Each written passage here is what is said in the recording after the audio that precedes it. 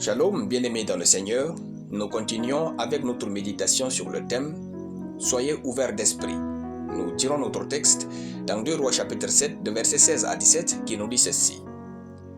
Le peuple sortit et pilla le camp des Syriens. Ils ont eu une mesure de fleur de farine pour un cycle et 2 mesures d'orge pour un cycle, selon la parole de l'Éternel. Le roi avait remis la garde de la porte à l'officier sur la main duquel il s'appuyait. Mais cet officier fut écrasé à la porte par le peuple et il mourut, selon la parole qu'avait prononcée l'homme de Dieu quand le roi était descendu vers lui. Gloire à Dieu. Il est essentiel de prendre conscience très tôt que rien n'est impossible à Dieu.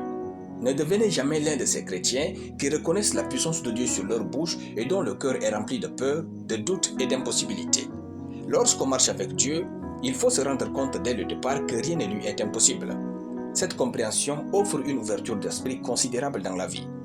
Refusez d'être un gardien des choses négatives, en ce sens que vous croyez plus au mauvais qu'au bon, au malheur qu'au bonheur, à la pauvreté qu'à la richesse, à la souffrance qu'à la gloire. Refusez d'être un enfant de Dieu avec un logiciel corrompu par les effets du péché d'Adam. N'abandonnez jamais l'idée que Dieu a quelque chose de mieux pour vous et votre famille. Croyez toujours que Dieu a ordonné à la vie de vous donner ce qu'elle a de meilleur. S'il avait pu croire à cela, cet officier du roi, il aurait cru l'homme de Dieu et aurait ainsi vécu dans la richesse.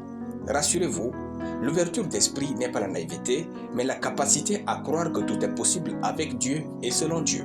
Voyez-vous, la foi est plus aisée à vivre que l'incrédulité. La foi vous donne du repos et l'incrédulité de l'anxiété. L'ouverture d'esprit est la capacité d'écouter les autres et de voir les choses telles qu'ils voient avant de formuler votre avis final. C'est une vertu qui fait de vous un leader, un partenaire idéal pour un mariage et une personne facile à aimer. L'ouverture d'esprit se réfère à la faculté d'explorer le savoir et les expériences des autres pour élargir votre horizon aux opportunités de la vie. C'est donc la lecture des livres qui est la qualité de ceux qui ont l'esprit ouvert. Votre réussite dans ce monde ne sera pas déterminée par vos talents, mais par votre aptitude à avoir un esprit ouvert.